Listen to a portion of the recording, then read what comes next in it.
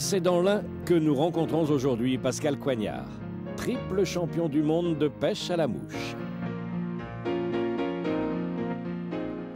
Alors Pascal, bonjour. Bonjour. On se retrouve donc sur la rivière qui s'appelle l'Ain. La rivière d'Ain, oui. Voilà, qui est un de tes postes de pêche. Pas obligatoirement le seul, mais un de ceux que tu pratiques de temps en temps. Je le pratique d'autant plus que j'habite depuis peu de temps au bord de la rivière d'Ain, qui est une rivière donc, mythique un petit peu de la pêche à la mouche, puisqu'on y trouve des ombres et des truites. Et que donc il y a aussi des éclosions fantastiques d'insectes. Donc ce sont des poissons qui sont gobeurs. Malheureusement, on est parfois un petit peu embêté par les niveaux d'eau, hein, comme aujourd'hui d'ailleurs. C'est le cas. Ouais, mais c'est quand même une rivière magnifique où il y a encore des gros poissons. Donc c'est une pêche apparemment qui est surtout liée donc, à ce niveau d'eau, à la température de l'eau. C'est-à-dire que le poisson va être mordeur en fonction d'un certain nombre de caractéristiques. Bien, alors, bon, comme je disais, le problème c'est le niveau. Alors sur cette rivière, il faut que le niveau soit stable pendant plusieurs jours d'affilée pour que la vie puisse reprendre son cours normal et qu'il y ait des éclosions d'insectes. Ensuite, évidemment, s'il y a des éclosions d'insectes, eh bien, les poissons s'en nourrissent. Et puis le pêcheur peut intervenir puisque la pêche à la mouche, évidemment, c'est la pêche avec les imitations d'insectes. Donc là aujourd'hui, on est un petit peu embarrassé parce que le niveau n'a pas été stable durant la semaine. Et là, la rivière est belle, mais il n'y a pas d'éclosion et il n'y a donc pas de gobage.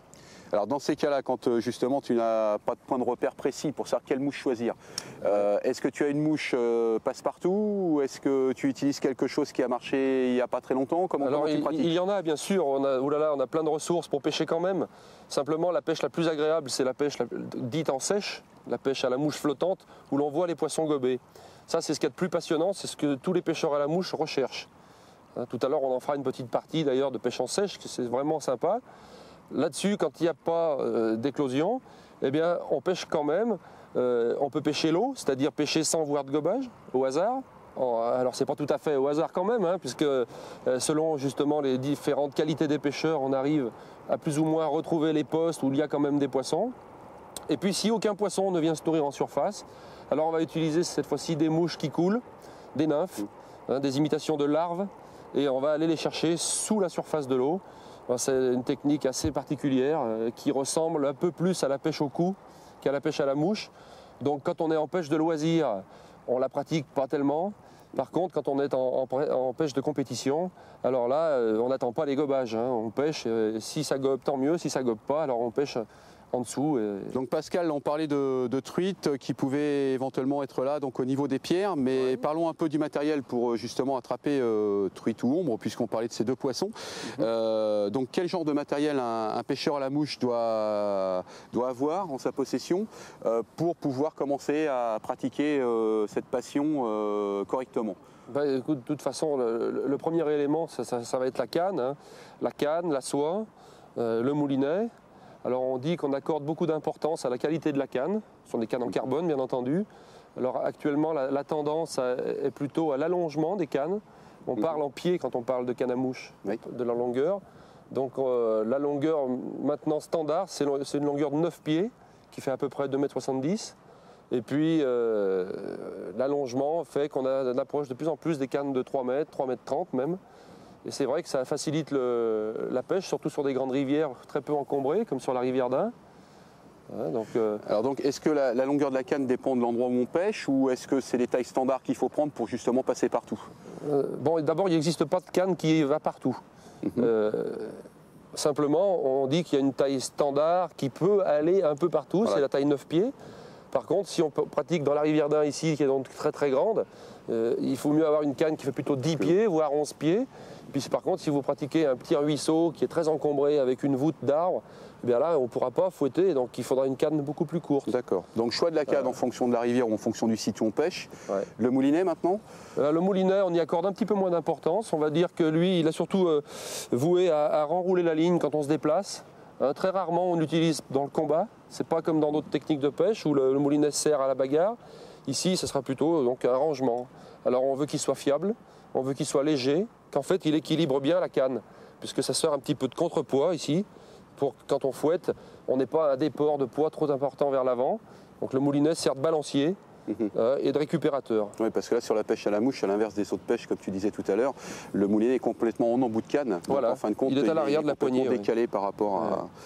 Alors la soie, puisque tout à l'heure tu parlais de la soie, aujourd'hui il y a des diamètres différents, je suppose. C'est pas le diamètre en vérité, c'est son poids. La soie, d'abord on appelle ça une soie parce qu'autrefois c'était fabriqué réellement avec de la soie. Aujourd'hui ça existe encore, les vraies soies, mais on utilise plutôt des soies synthétiques qui sont faites avec donc, différentes matières plastiques. C'est assez complexe d'ailleurs la construction d'une ligne artificielle comme celle-là, mais on va exprimer sa taille plutôt en fonction de son poids. Et donc la puissance de la canne qui est capable de lancer la soie dépend, c'est tout un, donc c'est un tout. Un jeu. Voilà. C'est un tout. Donc aujourd'hui quand on choisit la canne, ça veut dire qu'en même temps, automatiquement on choisit pratiquement la soie qui va avec. Et en fonction de la puissance de la canne.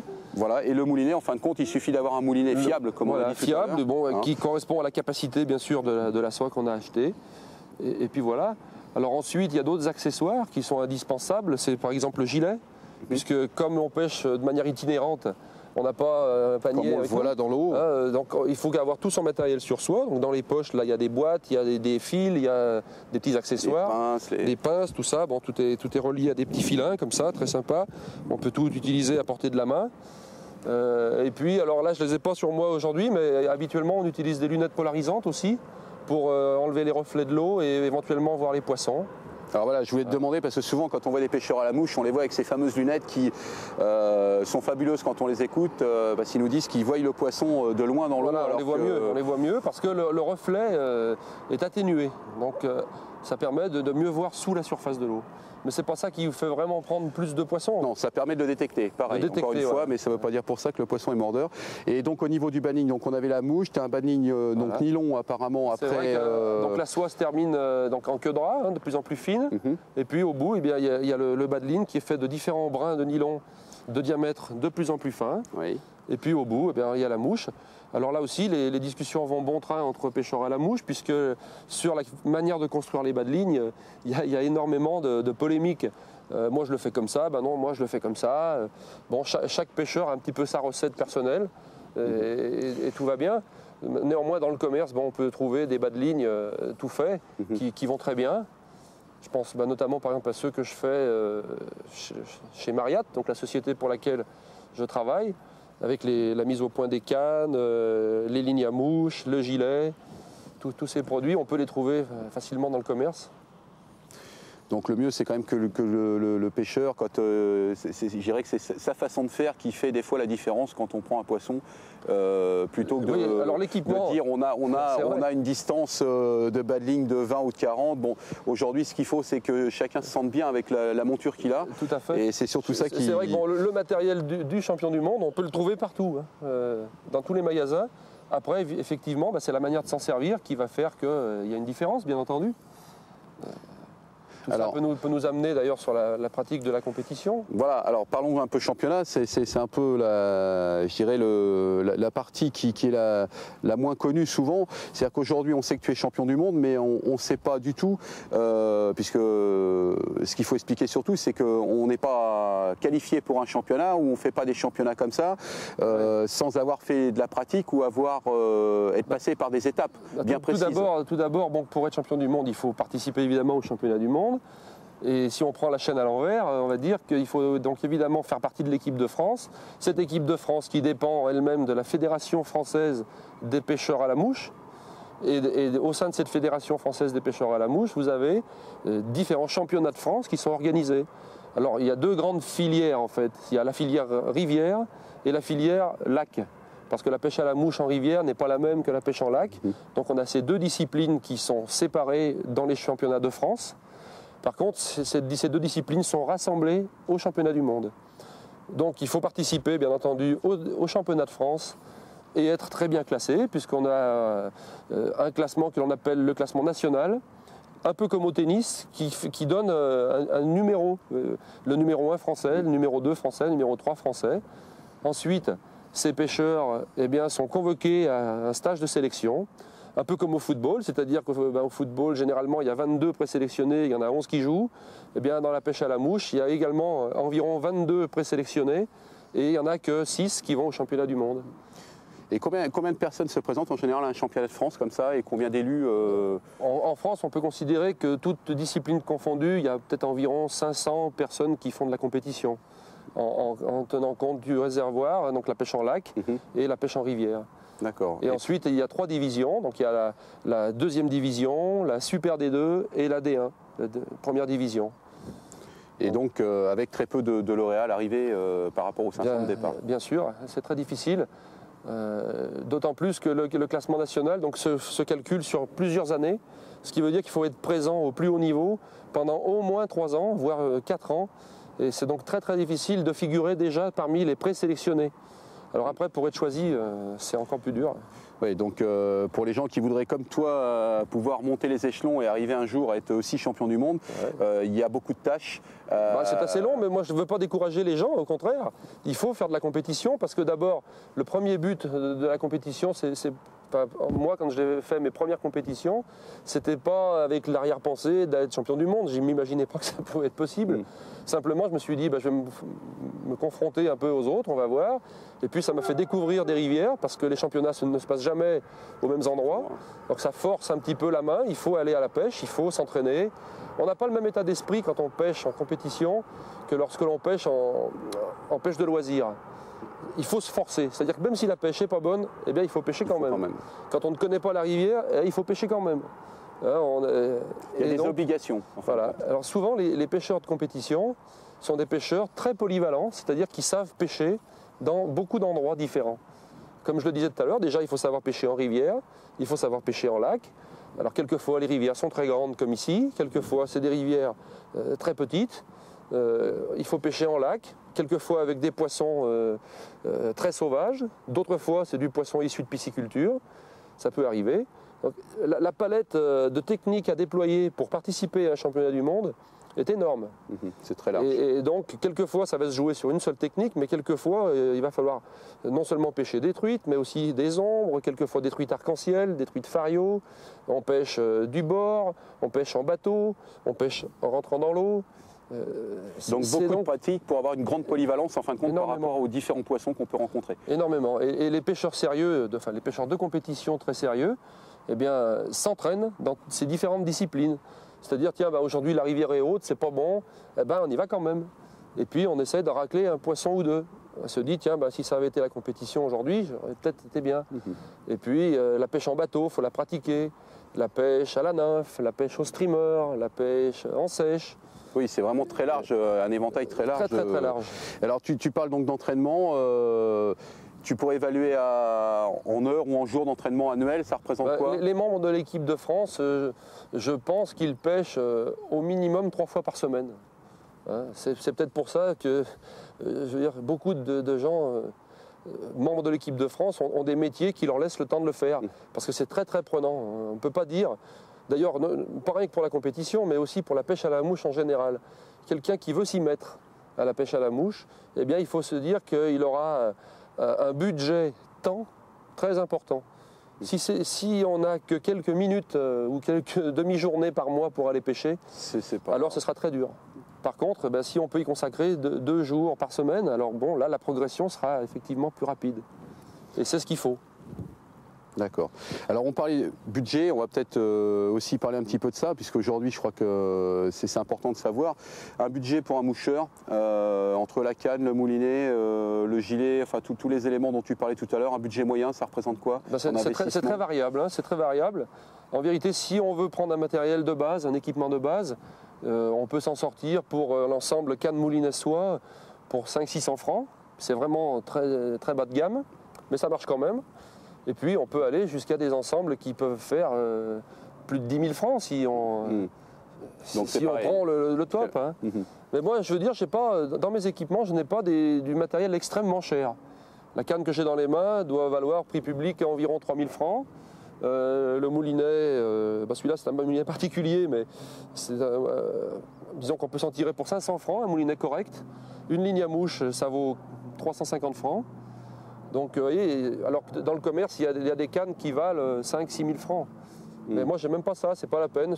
Donc, et puis après, les ustensiles qui, eux, sont pas souvent très coûteux, puisque, mis à part un gilet comme ça vaut 700 francs. vide, évidemment. Après, il faut Il faut l'équiper. le remplir. Alors bien sûr, les boîtes à mouches, les bobines de fil, les petits accessoires, ça peut faire... on peut arriver facilement à 1500 francs, tout équipé, quoi.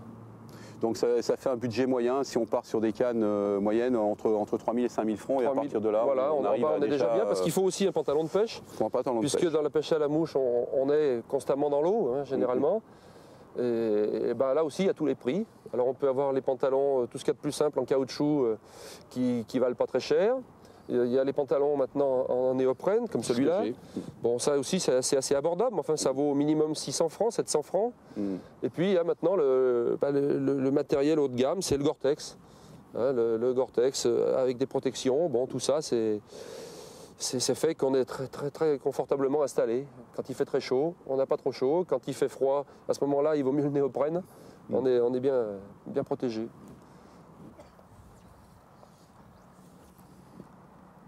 Tout à l'heure, j'ai vu un gobage là-bas. Ouais. On essaiera de prendre ce poisson. C'est pas un bien gros, mais Et ça peut être serait sympathique. quoi ouais, mouche, c'est peut-être un petit ombre, un petit ombre. Ouais.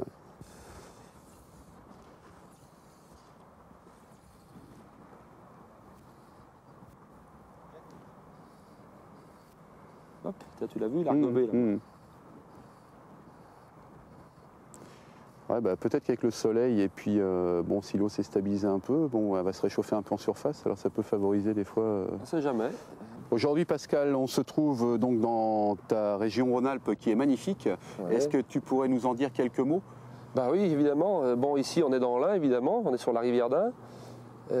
La région Rhône-Alpes est peut-être la région de France qui est la plus chanceuse pour ce qui concerne la pêche en général, puisque on a un réseau hydrographique énorme, des lacs et des sites magnifiques pour la pêche à la mouche, en particulier, mais même pour les pêches, toute pêche en vérité. Et d'ailleurs, au sein de la région Rhône-Alpes et au sein du comité régional du tourisme, il existe une filière pêche qui s'est donné pour but de pouvoir accueillir les touristes pêcheurs. Alors que ce soit des gens qui viennent d'autres régions de France ou éventuellement même des étrangers. Alors cette filière, elle met en œuvre, elle met en rapprochement différentes personnes et différents sites, par exemple des hôteliers qui sont capables de recevoir des pêcheurs, des sites de pêche, donc des endroits privés où l'on peut pêcher, que ce soit à la mouche ou à d'autres méthodes, et puis surtout des guides de pêche, des guides et des moniteurs, hein, qui peuvent donc encadrer les pêcheurs, alors soit les amener sur les sites et de leur faire en sorte que la vie soit très facilitée. Pas de tracas pour les cartes de pêche, pas de tracas pour les appâts, pas de tracas pour trouver les emplacements. Et puis éventuellement, pour ceux que ça intéresse aussi, faire des initiations, puisque dans cette filière, il doit y avoir 3 ou 4 moniteurs capables d'enseigner différentes techniques, que ce soit la pêche au toc, la pêche au lancer, la pêche à la mouche, même la pêche au silure, hein, puisqu'on a un spécialiste dans la région. Donc je ne saurais que conseiller aux pêcheurs de toute la France de venir en Rhône-Alpes parce que on a, je pense, les meilleurs coins de pêche de France, tout simplement.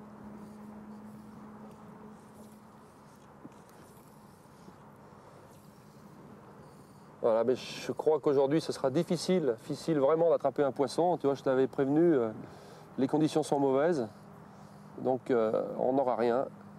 Mais c'est ça la pêche, hein, c'est pas tous les jours. Même quand on est un bon pêcheur, eh bien, si le poisson n'est pas d'accord, il n'y a rien à faire.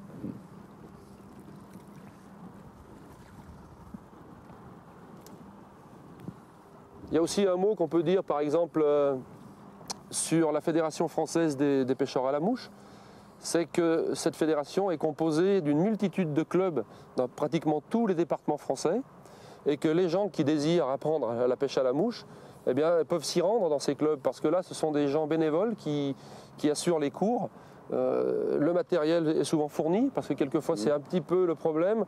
Quand on débute dans la pêche à la mouche, on se dit il faut que j'investisse, est-ce que ça va me plaire, est-ce que ça va pas me plaire. Alors dans les clubs, vous avez des gens très sympathiques, le matériel est souvent disponible. Donc là aussi, on peut apprendre à moindre coût la pêche à la mouche. C'est ce que j'ai fait moi d'ailleurs, hein, il y a une vingtaine d'années déjà. J'ai adhéré dans un club à Lyon et vous voyez, depuis le chemin que j'ai parcouru, grâce à différentes rencontres, différentes personnes qui m'ont petit à petit appris tout ce que je sais maintenant. Je pense, Pascal, qu'on reviendra éventuellement dans ta région. Bah oui, parce que aujourd'hui, c'est pas forcément un bon exemple hein, pour vanter les qualités de la région, puisque la rivière d'Ain est très capricieuse. Cependant, je connais d'autres petites rivières dans le secteur où on pourra presque à coup sûr faire des pêches sympathiques. Donc, faut revenir.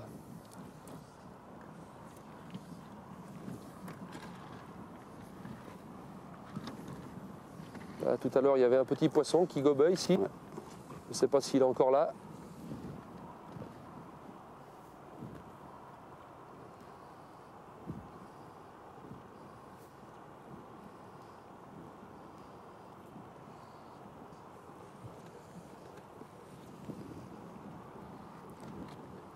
Hop, voilà, c'est tout petit. Ouais.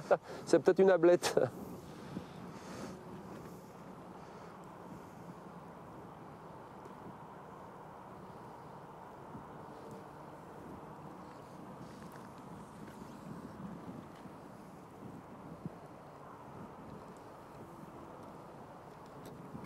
Donc là, on est aussi à une période où le poisson est quand même très malin, puisque on est près de la fermeture. Et hop là, tiens, oh, bon, sans rater. Le poisson a quand même vu déjà pendant toute la saison des pêcheurs, donc il est un petit peu plus méfiant.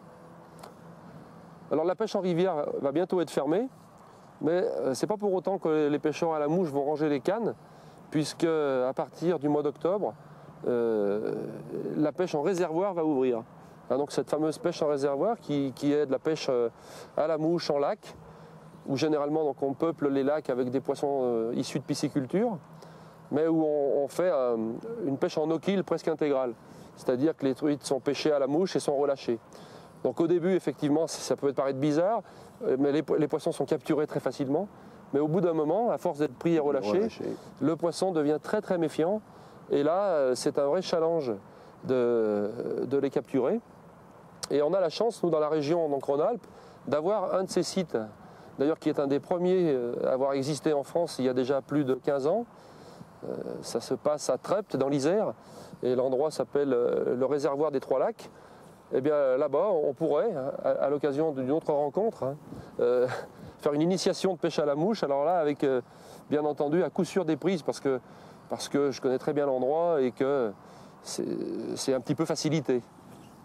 Et donc cette pêche en réservoir, elle occupe le temps de fermeture en fin de compte de la pêche à la mouche en rivière. Voilà, tout à fait. De façon à ce que le pêcheur puisse maintenir un entraînement. Puisque ces sites, il faut parler aussi un petit peu de loi pêche, parce qu'il faut quand même être un petit peu au courant.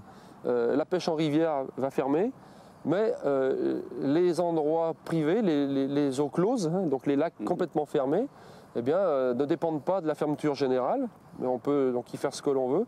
Et c'est pour ça qu'on peut pêcher à la mouche durant la fermeture dans ces genres d'endroits. Et il y a énormément de pêcheurs à la mouche d'ailleurs qui pratiquent cette pêche parce que c'est très plaisant. On attrape généralement de très gros poissons, hein, beaucoup plus gros que ceux qu'on pourrait capturer en rivière, en tout cas plus nombreux. Et dans une journée, il est possible d'attraper une dizaine ou une quinzaine de truites qui font plus d'1 kilo. Bon, même dans les rivières où il y a de très gros poissons comme ici, ça n'arrive jamais d'attraper 10 poissons qui font 1 kilo dans une journée. Ce serait phénoménal. Et ça, c'est dû essentiellement au no-kill, puisque ça permet aux poissons justement de grossir tranquillement, alors que dans les rivières, suivant les pêcheurs, on a ou pas du no-kill. Bah oui, malheureusement, bon, je ne dirais pas ça pour les réservoirs, parce que souvent ce sont des poissons qui sont déjà mis à une taille importante. Ils sont déjà gros quand on les met, mais on peut embrayer, si tu veux, sur la pêche en rivière, et malheureusement, l'état relativement quand même dégradé de l'ensemble des rivières françaises. Je disais tout à l'heure que la région Rhône-Alpes est une région favorisée, heureusement, mais il y a d'autres endroits de France où malheureusement les rivières sont en piteux état, que ce soit la pollution, que ce soit les prélèvements d'eau, mais que ce soit aussi tout simplement la pression de pêche et les réglementations qui ne sont pas assez sévères à mon goût, notamment sur le nombre de captures. Et aussi éventuellement bien sûr sur la taille légale d'autorisation de capture. Du poisson. On a encore des endroits où il est possible de capturer plus de 10 truites par jour qui font 20 cm. Bon, c'est lamentable, il faut absolument limiter la pêche. Et puis ça leur permettra aussi de se reproduire. Bien sûr. Et de mettre des poissons qui sont nés dans la rivière, qui sont des poissons sauvages. Et aussi parce que pour qu'il y ait de plus en plus de pêcheurs à la pêche, il faut que les gens attrapent du poisson. Pour qu'il y ait du poisson, il faut que les pêcheurs ne mangent pas les poissons. Voilà. C'est aussi simple que ça, mais c'est très difficile à faire entrer dans les mœurs. Tout simplement parce que on a été habitué pendant des générations à pêcher pour manger les poissons. Maintenant, je pense qu'il y a peut-être quand même moins de monde qui en est réduit à aller à la pêche pour se nourrir. On considère ça plutôt comme un loisir. Hein. Donc je veux bien reprendre une fois de plus le slogan que répètent toujours les pêcheurs à la mouche. Quand on joue au tennis, à la fin de la partie, on ne mange pas les balles. Hein. Et bien quand on va à la pêche, on ne mange pas les poissons non plus. Voilà. On les considère comme des partenaires de sport. Je crois que c'est le mot qui va le mieux. Des partenaires de sport, on les attrape, on les relâche dans les meilleures conditions possibles. Pour ceux qui s'inquiètent, en fait, on s'est déjà bien rendu compte que les poissons, ça ne leur faisait pas tant de mal que ça. Et il vaut mieux qu'ils aient une petite piqûre au coin de la lèvre qu'un coup de massue sur la tête. Tout à fait. Eh bien Pascal, merci pour tous ces renseignements et à très bientôt. Eh bien, à bientôt.